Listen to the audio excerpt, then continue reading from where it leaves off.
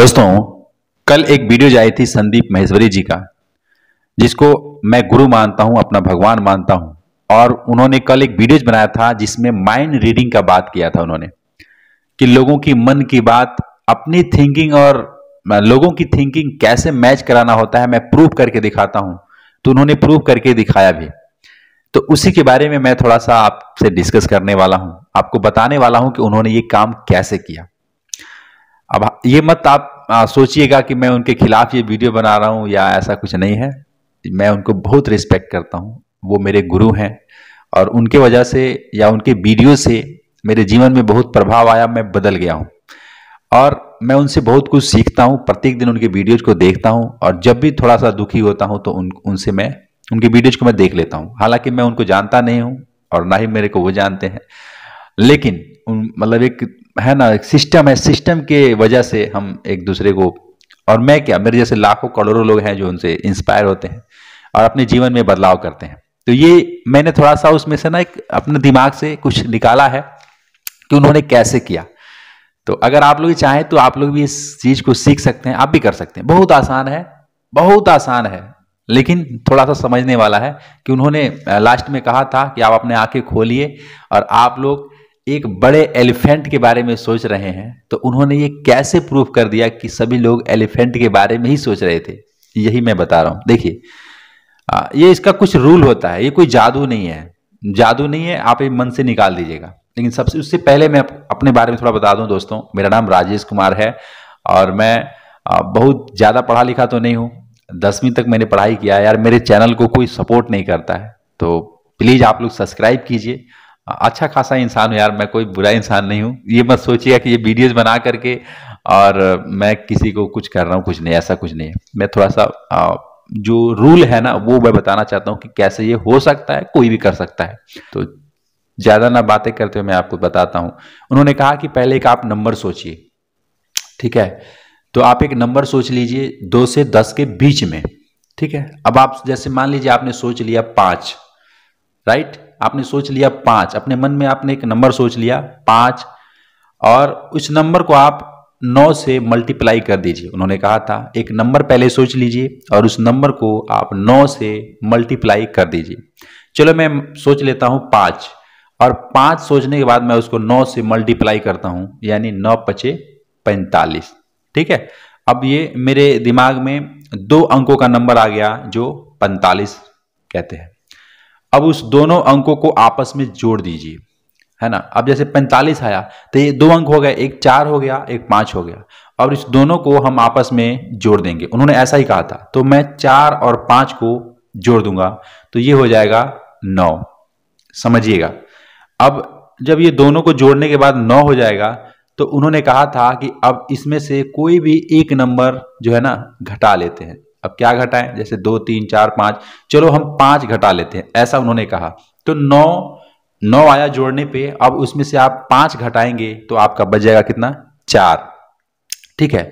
अब उस जो भी नंबर बचा है, 4 जैसे नंबर बचा है, तो 4 नंबर को उन्होंने कहा कि अब उसको अल्फाबेट में देखिए कि वो 4 नंबर पे कौन सा अक्षर है ना, ऐसा आप देखिए। तो जैसे अगर 1 है तो ए, 2 है तो बी, ऐसे करके अगर आप 4, मतलब मैं तो आपको बता रहा हूं ना, तो अगर 4 आपके मन में है या 4 नंबर है तो वो आप देखिए कि 4 ही है, और 4 को देखिए कि किस जगह पे है। तो ये कहाँ पे है, ए बी सी डी, यानी डी अक्षर आ रहा है आपके दिमाग में, ठीक है। अब फिर उन्होंने कहा कि इस नंबर से आना कोई कंट्री का नाम सोचिए। इस नंबर से, जैसे डी है, ये अल्फाबेट से आप किसी कंट्री का नाम सोचिए। तो डी से आप डेनमार्क सोचेंगे, ठीक है, कोई भी डी से आप यही सोचेंगे। चलो कुछ और भी कंट्री है डी से, तो कुछ भी आपने सोच लिया, एक मतलब कंट्री सोच लिया डी से, कोई बात नहीं, हमने वो भी सोच लिया। उसके बाद से उन्होंने कहा कि उस जो आपने सोचा है, जो कंट्री का नाम सोचा है, उसके पहला अक्षर डी है, तो डी से अब अगला अक्षर क्या आता है, डी से उस लेटर से अगला अक्षर क्या आता है, तो उस लेटर से अगला अक्षर ई आता है।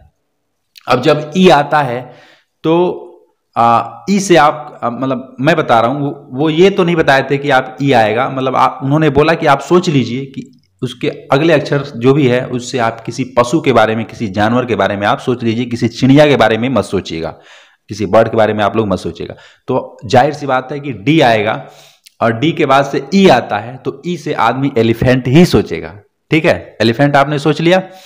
अब एलिफेंट आपने सोच लिया, अब उन्होंने कहा कि उसको रंगों से सजा दीजिए, भर दीजिए। कंफ्यूजन है किस रंग से भरें, तो किसी भी रंग से भरेंगे तो एलिफेंट ही है ना। तो अब उन्होंने बोला सर ने कि अब आके आपने खोलिए, और खोल करके मैं बता रहा हूँ कि आप लोगों ने सभी लोग इमेज ये हाथी के बारे में आप लोग सोच रहे थे, एलिफेंट के बारे में सोच रहे थे। तो मैं बहुत खुश हुआ और सभी लोगों को एक सरप्राइज मिला कि हाँ यार सर तो हमारे मन की बात जान लेते हैं। लेकिन मैं आपको बता दूं, आप भी ऐसा कर सकते हैं, आप भी किसी के मन के बारे में जान सकते हैं।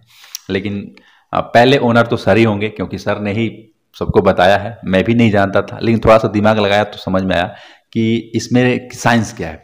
साइंस इसमें यह है कि कभी भी आप 2 से 10 के बीच में, 2 और 10 के बीच में कोई भी नंबर सोचेंगे तो ये रिजल्ट आपका 4 ही आएगा। ये कैसे बता रहा हूं। मैंने शुरू में 5 सोचा था, अब मैं आपको 3 सोच के दिखाता हूं। अगर आपने 3 आपने सोचा, तो अब इसमें 3 सोचने के बाद आपको क्या करना है, 9 से मल्टीप्लाई करना है। 9 से मल्टीप्लाई करेंगे तो 9 3 27 आएगा ना, यानी 2 और 7 2 अंक हो जाएंगे, एक 2 हो जाएगा और एक 7 हो जाएगा। अब इन दोनों को आपस में जोड़ना है, जब जोड़ेंगे तो 7 2 9 हो जाएगा, और 9 हो जाएगा तो फिर उसमें से आप 5 माइनस करेंगे तो फिर वो 4 बच जाएगा।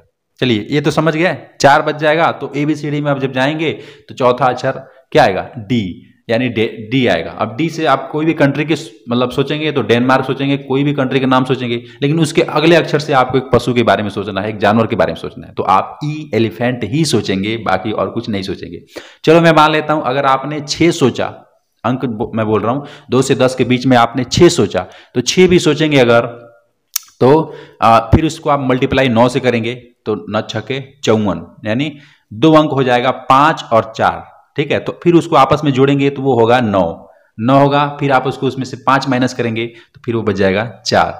ठीक है, तो फिर उसको ABCD में ले जाएंगे तो वो आएगा डी, और डी से अगले अक्षर को आप जब पशु के बारे में सोचेंगे तो वो एलिफेंट ही होगा। ठीक है, तो ऐसे आप 7 सोचें, 8 अगर सोचते हैं तो चलो 8 का भी देख लेते हैं। अगर 8 सोचते हैं तो फिर उसको 8 यदि मन में सोच लिया तो आप फिर उसको 9 से गुणा करेंगे तो 9 8 72। अब 2 अंक हो गए 7 और 2, और दोनों को आप जब आपस में 72 हो गए। अब फिर दोनों को जोड़ेंगे तो 7 और 2 9 हो जाएगा, तो 9 में से फिर आप 5 माइनस करेंगे तो वो 4 बच जाएगा, और 4 बच जाएगा तो ABCD में आप फिर जाएंगे तो वो मतलब डी आएगा, और डी के फिर अगले अक्षर से आप ई है, ई से पशु के बारे में ही सोचेंगे, वो एलिफेंट ही होगा। तो ये रूल बहुत सिंपल है और मुझे तो बहुत अच्छा लगा। और देखिए मुझे भी पहले नहीं पता था, सर ने बताया तभी मुझे पता लगा। और मैं संदीप सर की बहुत वीडियोस देखता हूँ, मुझे बहुत अच्छा लगता है, और मैं उनसे अपने जीवन में मैं पहले बता चुका हूँ, बहुत प्रभाव मेरे को हुआ है। और आप लोग क्या कहते हैं कमेंट में बताइएगा, क्या ये सही है।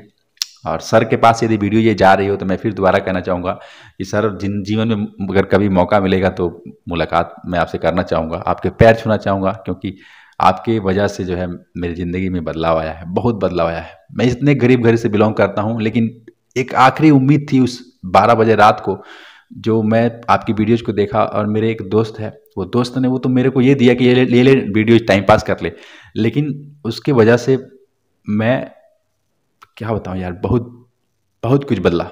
ठीक है, तो ये बयां नहीं कर सकता, और बयां करके मैं हल्का नहीं करना चाहता। ये जैसे है वैसे रहने दीजिए। और सर फिर मिलेंगे। जय हिंद।